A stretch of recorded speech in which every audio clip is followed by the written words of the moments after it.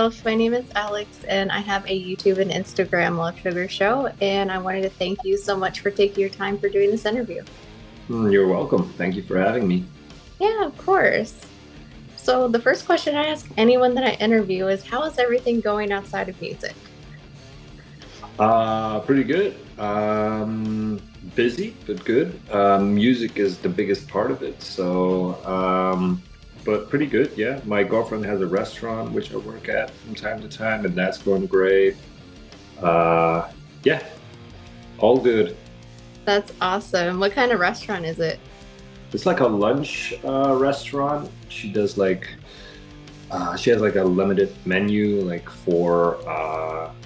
um, for dishes, which change like every 6 weeks according to the season. Yeah, she's a very talented chef. That's awesome. I love food, so it's always fun to hear about food. Who doesn't? So, I have to ask, how do you feel now that the album is finished? Pretty good. It's been finished for a while for us, I think, because it always takes there's a pretty big chunk of time between when the album's actually finished for us and when it's being sent out into the world. Uh, Mhm. uh, Me and Wim, our drummer, have even recorded another album already Yeah. with our other band in the meantime. So, but yeah, it's great to pick this one up again and having the release date come closer and the prospect of touring with it is just very exciting. Are you nervous at all about the release or just more excited? Mostly excited, a little nervous because we leave in about 2 weeks, and I haven't had much time lately to get ready for it because it's been so busy. I picked up my guitar about a week ago to start rehearsing a bit, and I was kind of surprised with how fast we recorded everything and how technical everything is. So it's gonna be a challenge, but it's gonna be good. Yeah. Without a challenge, what would it be anyway? Challenges are good. Oh yeah, for sure, for sure. And we did it at some point in the rehearsal space, so I mean, we can do it again. Yeah, I think there's a saying, if you did it once, you could do it again. So you got this. Exactly. Exactly. So, what song on the album are you most excited for fans to hear? Um, I think I'm really happy with the songs that we released as singles. Because they kind of because they were a good mix of all the different things that are on the record. Like there's fast-paced technical stuff, there's slower, more brutal stuff in those songs. So it's like a good introduction to the album for people, I think. Hmm. Um, but I'm also very excited that like there's a couple of mid-tempo, slower songs on there, which are very enjoyable to play and we haven't showed to the public yet. So I'm very excited to get those out there as well. Well, that's awesome. It kind of sounds like there's something on there for everyone. Yeah, kind of. I mean, it all blends in together pretty nicely, and the whole album ties together. But I think it's it's it's a there's a lot of variation on the album, I think. So it stays interesting throughout, which is always like a kind of a goal. We don't want to make an album that have, you know, 10 songs that sound the same and after four songs you're like, this is all cool, but it's kind of all the same kind of stuff. So we love putting in as much variation in there as possible and yeah, I hope that people, it's definitely these days or this day and age, it's the attention span of people is so short, and the whole culture around music is so, yeah, single based and or even like 20 second reels on Instagram and people scroll away and so it's hard to keep people's attention for 40 minutes to listen to a whole album and I kind of hope people, take the time to do that and they enjoy it throughout. Yeah, well, I'm glad to hear you say that, it's a variation because like you said, you don't want to hear a whole album of the same song that would get old really fast. Exactly, yeah. So do you have a favorite song? Favorite song would be Ones and Zeros, probably. I think that's my favorite one. It's one of the slower ones on the record, but I'm really happy with the songwriting on there. I'm happy with the solo at the end and how the lyrics are placed on the music. So yeah, that's one of my favorites for sure. Is there a theme to that song or is it about like binary or anything like computer related? It's kind of a yeah it's about like me watching AI and computers take over the world slowly and being kind of afraid of it. That's kind of the theme of that song. Just yeah, seeing what's happening all around us, how everything is so dependent on computers and then the AI factor and everything. Just it boggles my mind. Yeah, I feel like a lot of people can relate to that, especially, if you grew up in the 90s, 80s, especially that generation. Like people nowadays, they just grow up with all this technology and it was kind of nice not to have it, like just Yeah, I think like the 90s and the 2000s were like the perfect amount of technology and now it's a bit overkill kind of sometimes in some levels at some there's always there's always positives and negatives of course but mm, it's like Spotify. It's great to have basically the whole catalog of all recorded music at your fingertips, but at the same time, it's kind of a curse because you don't know where to start, and you end up listening to the same stuff over and over again because it's being pushed, and it's so yeah, it's kind of double. I agree with you. Well, just for that song alone, I mean, I've listened to the whole album, but it's great. And if for anyone who is watching this interview, definitely get a copy of it. Like it is great. So I think other people also enjoy it as well. And being from that era, I can appreciate ones and zeros. Thank you. So was there like a hard song to write on the album that it was a little bit hard to figure out what lyrics was gonna go with it? There is one song on there that was like lyrics aren't always a problem, especially with Living Gate, but it's the biggest problem with Living Gate is getting them on the music Mhm. because we write out the music and then I work on the lyrics afterwards. And sometimes it gets so uh yeah, so technical and we go from one part to another and we cut the parts up and then we extend that bar for an extra count and it becomes so it's easier to put words on something that goes 1 2 3 4 1 2 3 4 but it goes it's never like that and it's very difficult sometimes because I have a sentence and it works out and then but then the last word is 2 syllables and I can't match the music so I have to find a Mhm. replacement word and but then the sentence before it doesn't make any sense anymore so it's always a big puzzle kind of to put the words on the music like finding words isn't that difficult but it's just putting them on there. Was there a song on the album that you had like a more difficult time with than others, or is it just kind of like all the same? Yeah, there's one song, I'm forgetting the title for a second. It's the second to last song on the album. And it's the same riff throughout the song, but like the guitars move one count on the drums Hmm. every minute every minute and a half. So like the guitars are playing next to the drums, and it was hard figuring out like, do I follow the drums or do I follow the guitar parts? And it was, yeah, that was really a hard one, a tough cookie to crack. Yeah. Well, you got it at least because the Yeah, album's I did, I good. did, I did, and I'm happy with it in the end. Now I just have to learn how to play it and sing it at the same time.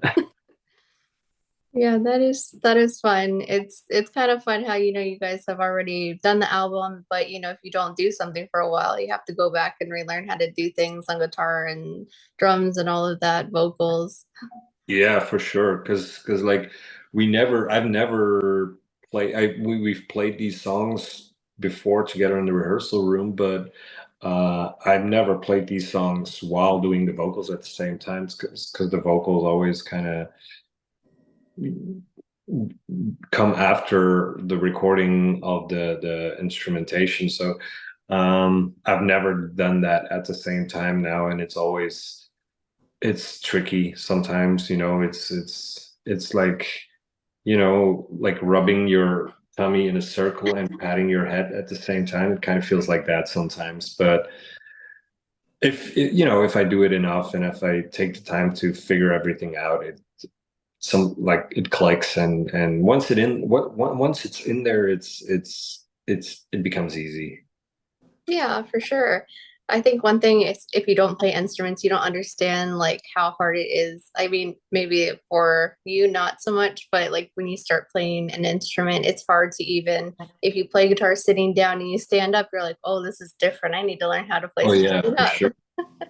For sure. Yeah, there's so many little factors to keep in account. I think my cat just dropped something on the floor. I don't know.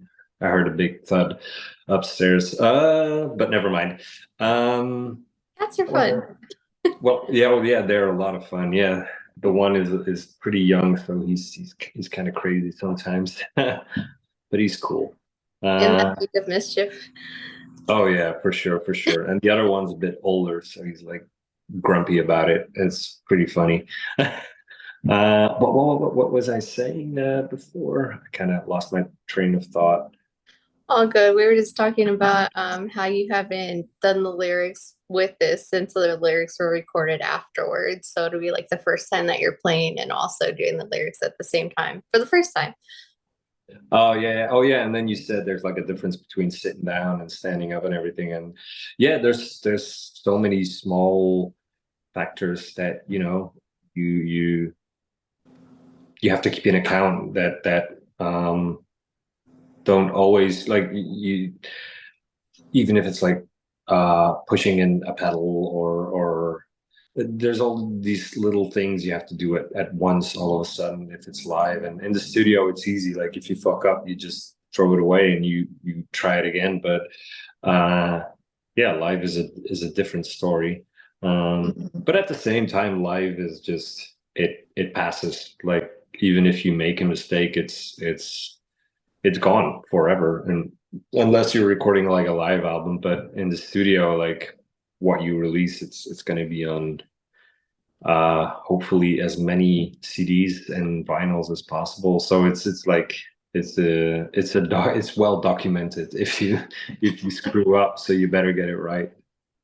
For sure. But that's also part of it. People make mistakes and that's okay. It's just part of being human. Exactly, yeah. And that's what we were like very excited about with this album as well, because death metal can be such a you know perfectionist kind of genre where especially these days, everything is there's computers mingled in everywhere, and they put all the kick drums right and they replace all the snares, and everything is recorded to a grid, and we didn't do any of those things. We didn't even record with a click track, and there's no triggers, there's only microphones on the drums, and we didn't use any like we just used old school amplifiers for our guitars and everything. And we left some like we leave in some of the human uh like character in there, or we try to at least. We're not gonna um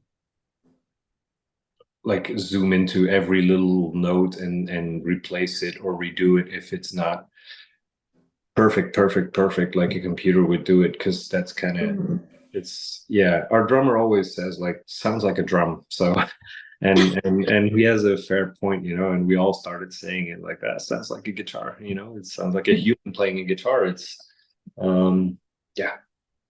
Well, that's awesome. I mean, it's always fun to see how bands put their own little personal things on stuff that make it different from other bands. So that's really awesome that you guys do that. Yeah, we really wanted to, yeah, keep that, you know, a bit of honesty and a little bit of humanity in the record. That's great. Like I said, I love little things like that, and it's awesome. I'm sure for other fans to hear that because they'll be looking for that in the album too, and they can appreciate it. Oh yeah, definitely, definitely. So, how does this album? How is it different from other albums that you've done previously? Well, we only had the EP that we released in 2020, I think. Yeah. Hmm. Which was kind of, you know, which was our first recording, and it was kind of us dipping our toes into the death metal water. Um, Hmm. but I think the biggest difference with this one is that we were all in the studio at the time when we recorded the album. Um, Hmm. because Aaron, our bass player, he lives in the US, and the other three of us, we live in Belgium, in Europe, which is a big, you know, a big leap. It's pretty far away, and especially with time zones, it's hard to communicate sometimes. Hmm. And for the EP, we kind of recorded our parts among the three of us, and then we sent it out to Aaron, who did his bass parts back at home.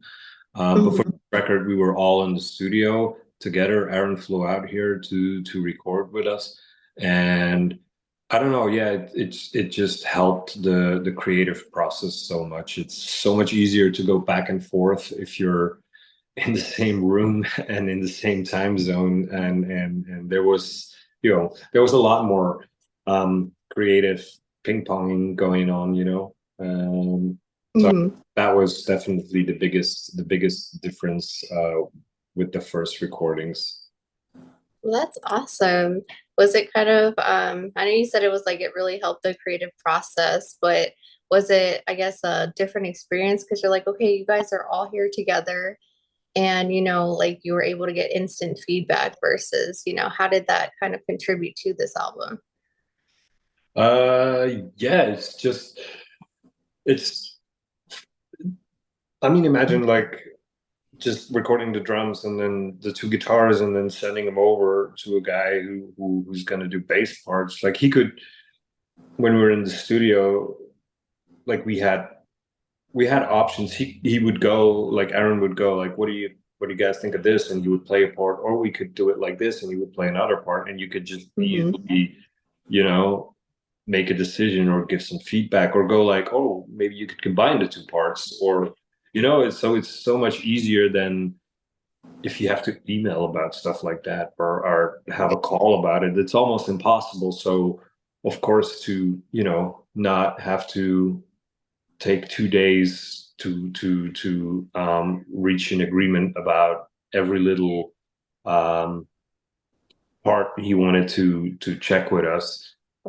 He would he made a lot of decisions on its own, because otherwise it's no way to work, of course, when we did the EP. But now we were, there was